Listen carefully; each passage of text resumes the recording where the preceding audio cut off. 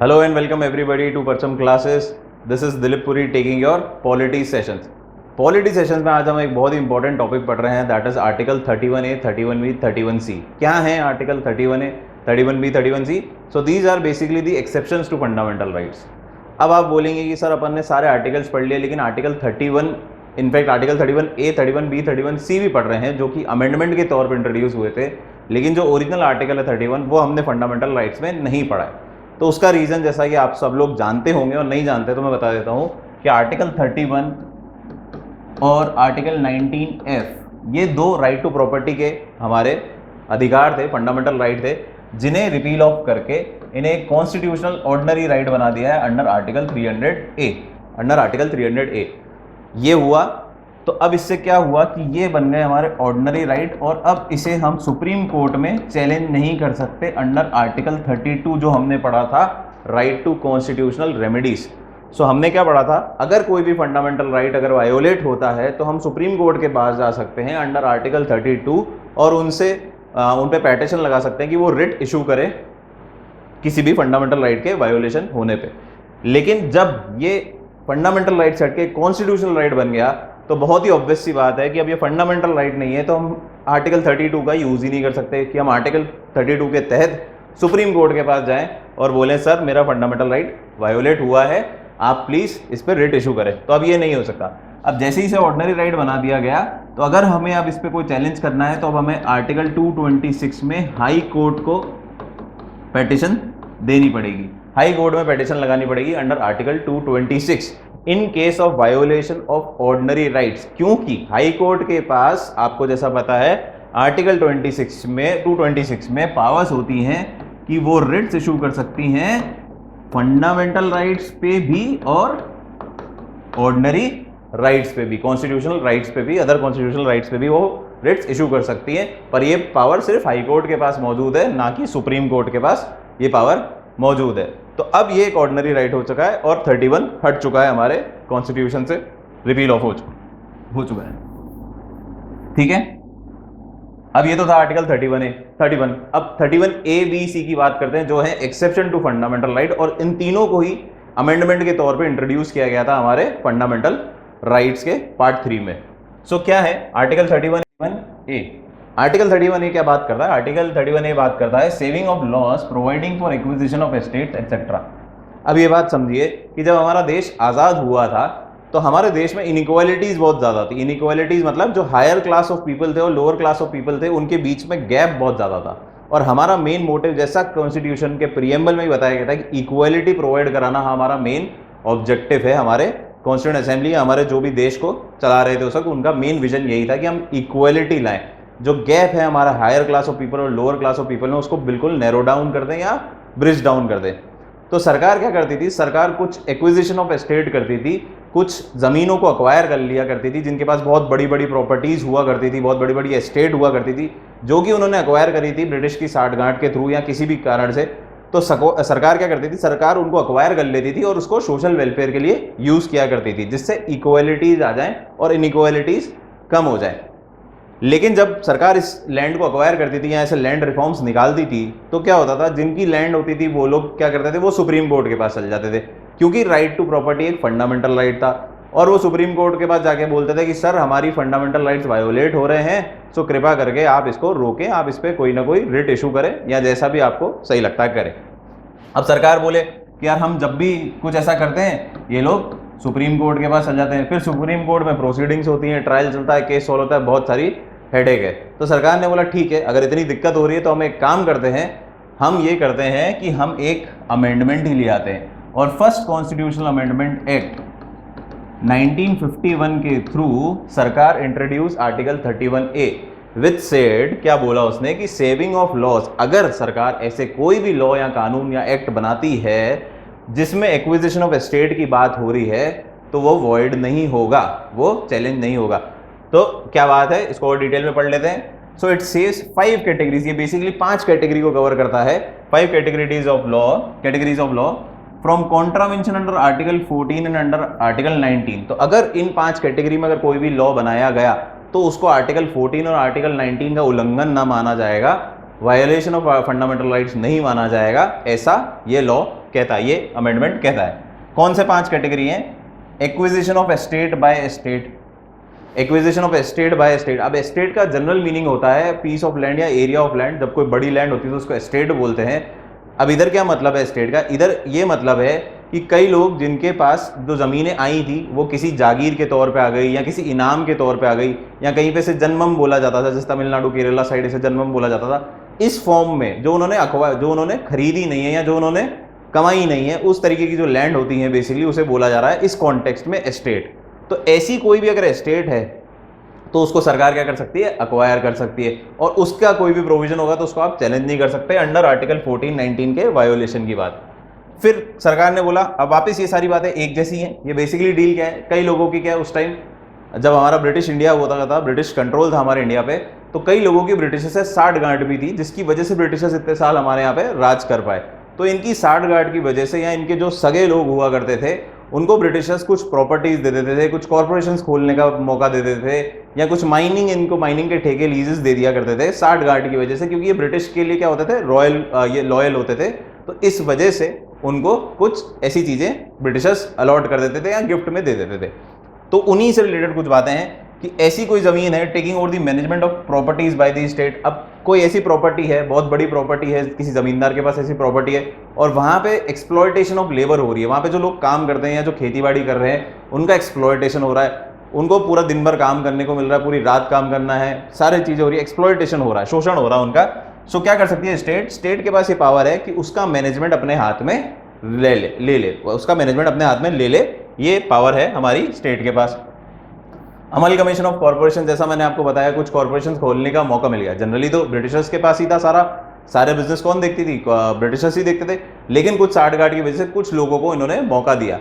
सो ऐसी कॉर्पोरेशन जो थी, जो ब्रिटिश साठगांठ की वजह से कैरी ऑन हुई थी या बनी थी, तो सरकार क्या कर सकती थी? उन कॉर्पोरेशन को अपने अंडर मिला सकती थी, अमलगमेट कर सकती थी, या आपस में दो या दो से ज़्यादा कॉर्पोरेशन को आपस में मिला के सोशल वेलफेयर के कॉज में उसे यूज़ किया कर सकती थी। इसी तरह एक्सटिंग्विशन और modification of rights of director, share holders और कॉर्पोरेशन। इनके जो कॉर्पोरेशन के मालिक होते थे, डायरेक्टर्स थे, प्रमोटर्स थे, या जो भी होते हैं एक कॉर्पोरेशन के, उन लोगों के जो भी रूल्स एंड गाइडलाइंस है उनको थोड़ा बहुत फेरबदल कर सकती है या पूरे का पूरा हटा सकती है अपने अनुसार, ऐसा बोला गया।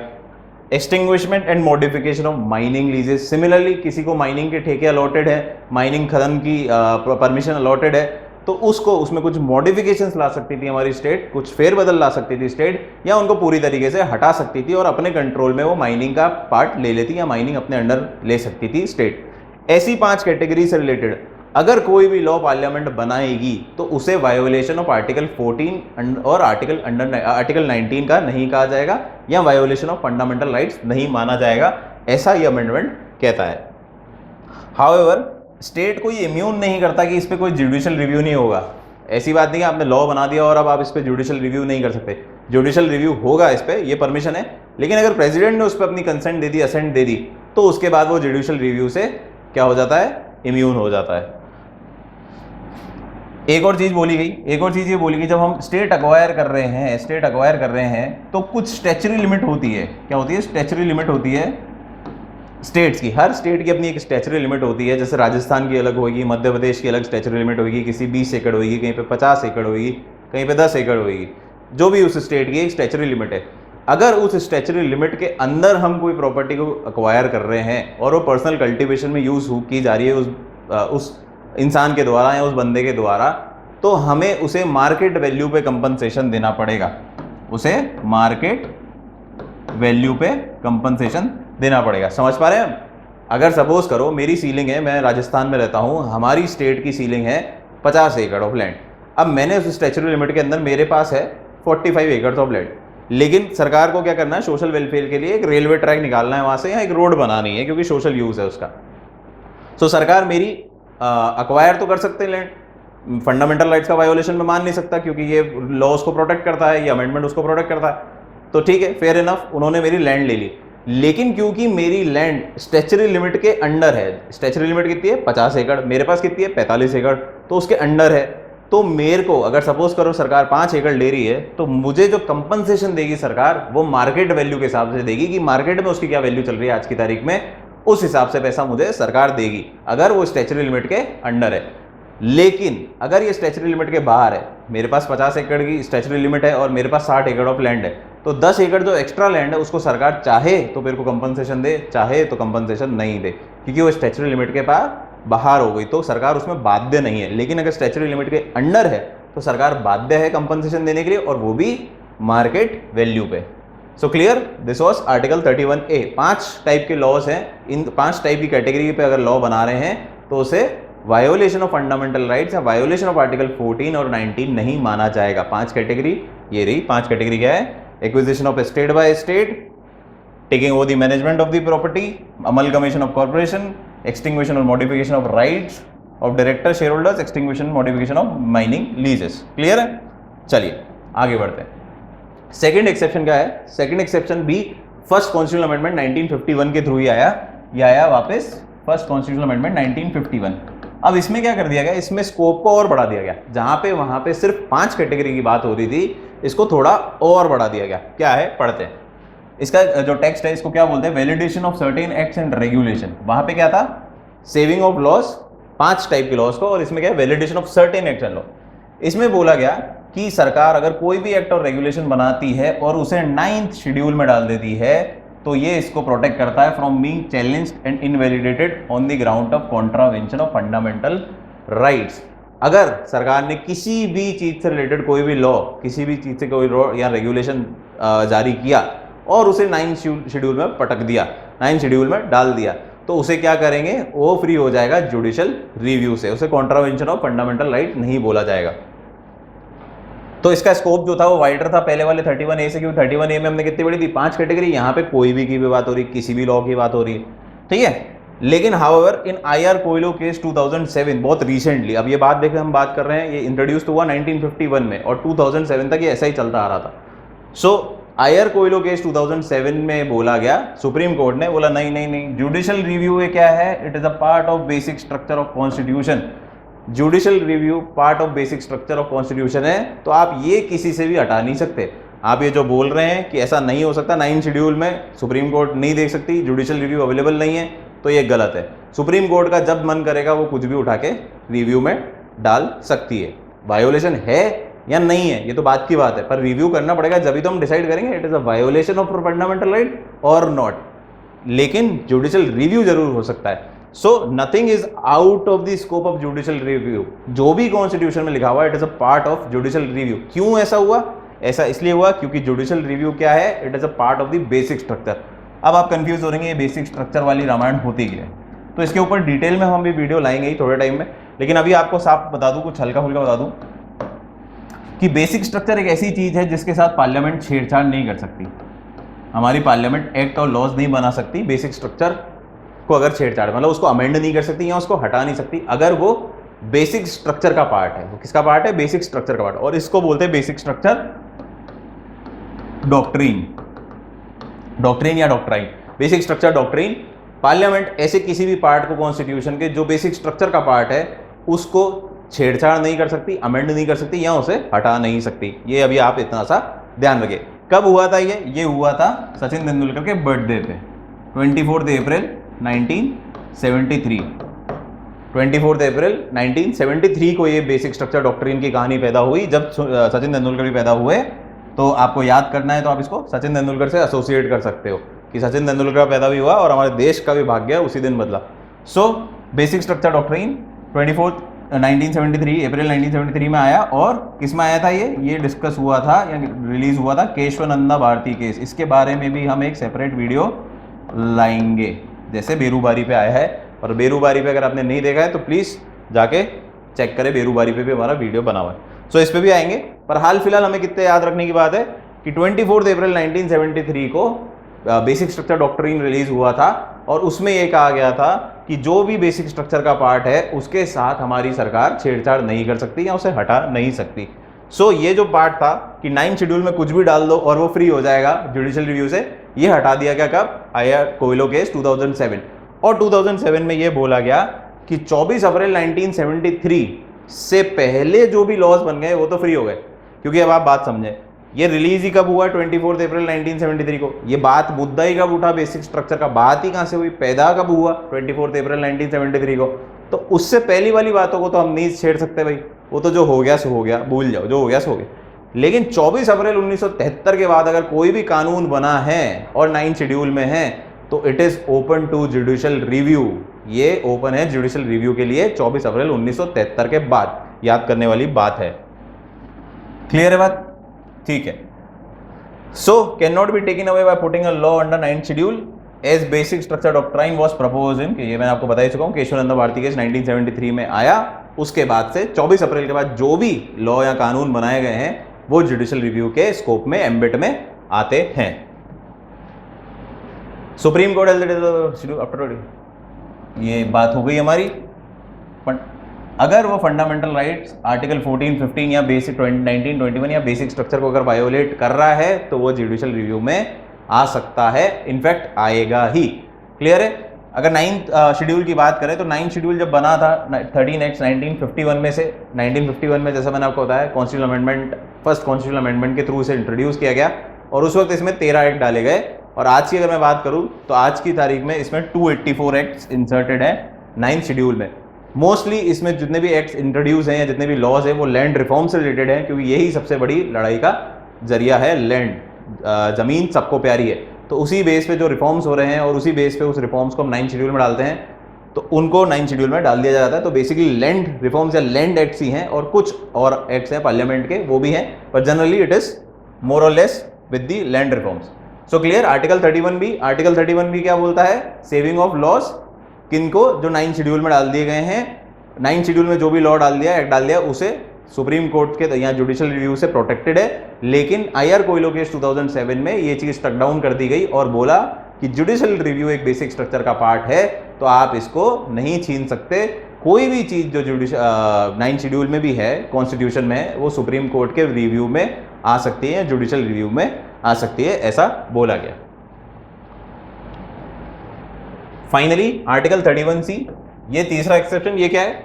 Saving of laws giving effect to certain directive principle. ये इंट्रोड्यूस किया गया 1971 से। अब इस समय इंदिरा गांधी मैडम की सरकार हुआ करती थी, तो उनका मेन एम क्या था इंदिरा गांधी जी का, कि हमारे जितने भी अपर क्लास लोग हैं या जो हाई प्रोफाइल लोग हैं, हाई प्रोफाइल लोग जिन्हें बोलना चाहिए, उनसे हम क्या करें? उनसे हम हमारे उनकी चीजें छीन लें और उसको गरीबों में बांट दे। सोशलिस्टिक डायरेक्टिव प्रिंसिपल इनको अपनाना इनका मेन मुद्दा था। तो उसी संदर्भ में इन्होंने स्टेप्स लेना चालू करे। सो उन्होंने क्या करा? 1971 में 25th कॉन्स्टिट्यूशनल अमेंडमेंट एक्ट लाया और बोला कि नो लॉ, कोई भी law seeking implementation of socialist directive principle in 39B and 39C, directive principle हैं हमारे 39B 39C, socialist directive principles हैं ये, इनको अगर इसके संदर्भ में अगर हमने कोई भी कानून बनाया है तो उसे आर्टिकल 14 और 19 का उल्लंघन नहीं माना जाएगा, वायोलेशन नहीं माना जाएगा, शैल बी वॉइड। क्लियर है? Shall not be void. Basically no law under article 39B-C to implement article 39B and C shall be called void on account of violation of article 14 and 19। समझ में आया? मतलब कोई भी लॉ जो article 39B और C को implement करने के लिए बनाया जा रहा है उसे हम वॉइड करार नहीं दे सकते आर्टिकल 14 और 19 के वायोलेशन में। क्लियर है बात?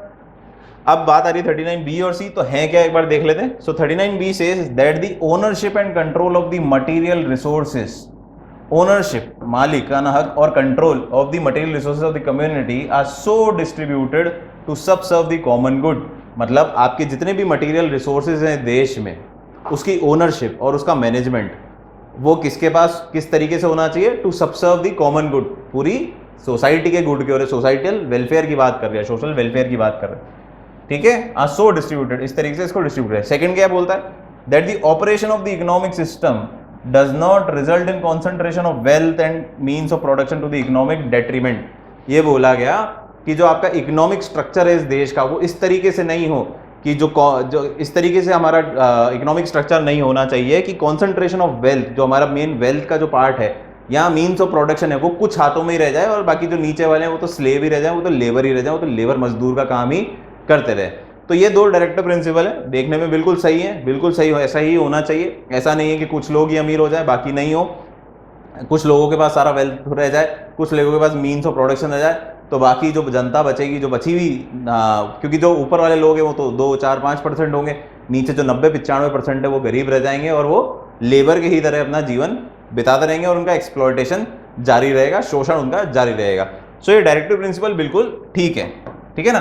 तो इसलिए क्या बोला गया, no law seeking implementation of socialist directive principle in implementing 39B and C shall be void on grounds of article 14-19 violation. इनके वायोलेशन में इसको नहीं मानेंगे। Fair enough.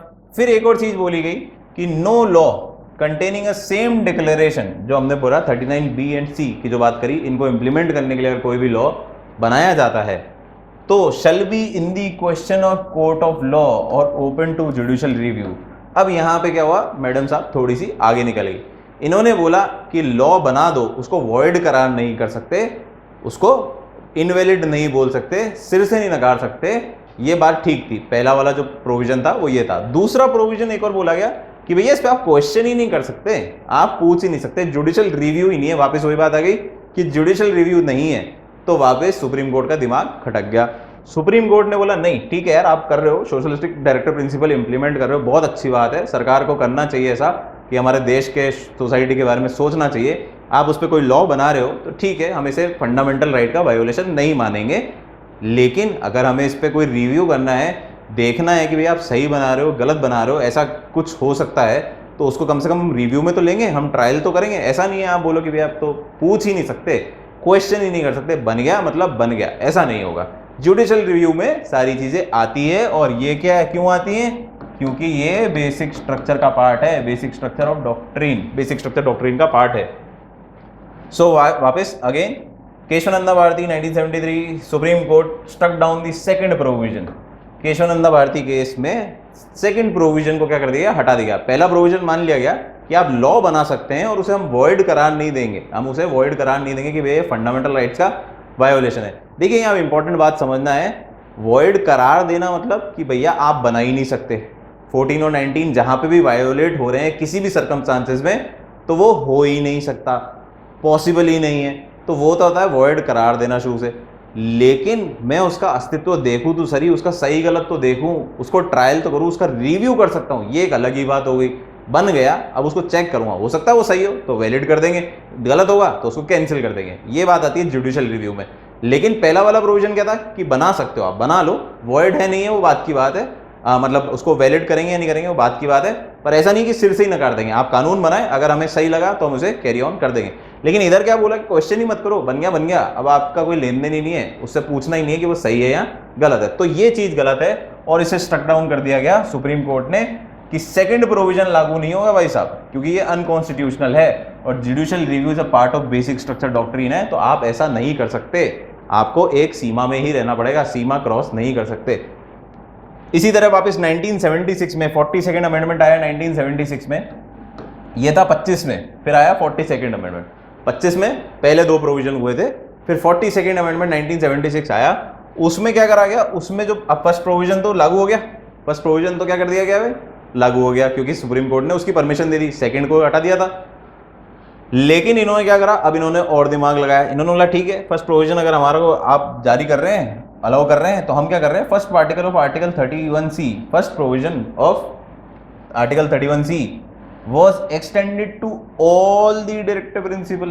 However, चलो क्या मतलब कि हमारा पहला क्या था कि अगर हम 31C में अगर कोई भी ऐसा कानून बनाते हैं जो कि 39B और C को इंप्लीमेंट करने के लिए लाया जा रहा है, तो वो वॉइड करार नहीं होगा, सिर से उसे नकारा नहीं जा सकता। क्लियर है बात। लेकिन इसमें क्या कहा गया, इसमें कहा गया कि ये जो चीज़ है सिर्फ 39B और C की बात नहीं करेगा, जितने भी डायरेक्टिव प्रिंसिपल्स है उनसे रिलेटेड अगर हम कोई भी कानून बनाएंगे तो आप उसको वॉइड करार नहीं कर सकते, उसको आप वॉइड करार नहीं कर सकते वायोलेशन ऑफ फंडामेंटल राइट्स के अकॉर्डिंग।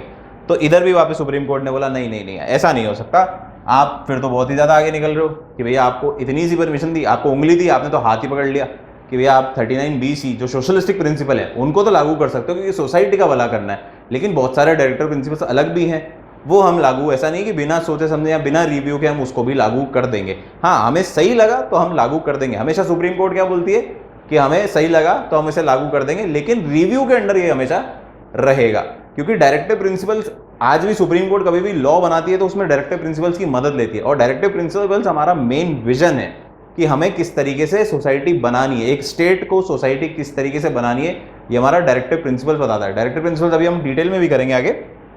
एज ऑफ नाउ जो ये बात बोली गई कि फर्स्ट प्रोविजन जो था कि आप कानून बना दें डायरेक्टिव प्रिंसिपल्स का, और ये बोला गया कि किसी भी डायरेक्टिव प्रिंसिपल को लागू करने के लिए कोई भी कानून बनाए तो वो वॉइड नहीं होगा। तो इस चीज को सुप्रीम कोर्ट ने खारिज कर दिया, किसमें, मिनर्वा मिल केस में 1980। वापस एक और केस जो हम आगे जाके डिटेल में पढ़ेंगे, अभी सिर्फ नाम याद रखना है। मिनर्वा मिल केस 1980 में सुप्रीम कोर्ट ने बोला नहीं, ऐसा नहीं होगा।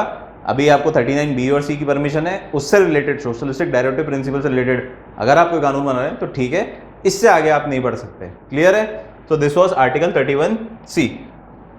और इसी के साथ अब हम चैप्टर कंप्लीट करते हैं हमारा फंडामेंटल राइट्स। हमने आर्टिकल नंबर 12 से लेके आर्टिकल 35 सारे कवर कर लिए हैं। एक आर्टिकल 31 जो हमारा रिपील ऑफ हो गया है, वो कॉन्स्टिट्यूशनल राइट बन गया है, उसको हम आगे कभी डिस्कस करेंगे। अभी फंडामेंटल राइट जितने मौजूद हैं आज की स्थिति में वो हमने कर लिए हैं सारे कवर। इसी के साथ हमारा फंडामेंटल राइट्स चैप्टर हम कंप्लीट करते हैं। बहुत सारे बच्चे हमें क्वेश्चन की डिमांड कर रहे हैं कि आप क्वेश्चंस लाएं, तो बस अब जो नेक्स्ट क्लास होगी वो फंडामेंटल राइट्स के क्वेश्चंस के बारे में होगी। मैं कुछ 8-10 क्वेश्चंस पिक करूंगा फंडामेंटल राइट्स के, और उनको हम यहाँ पे सॉल्व करने की कोशिश करेंगे। ठीक है, आई होप आपको आज की क्लास अच्छी लगी हो, और जो भी एक्सेप्शन है फंडामेंटल राइट्स के वो बहुत पूरी तरीके से क्लियर हो गए हो, और आपको वीडियो पसंद आया हो। अगर आपको वीडियो अच्छा लगा हो so please like the video, share with your friends and subscribe to our channel Parcham Classes. This is Dilip Puri signing off. Thank you.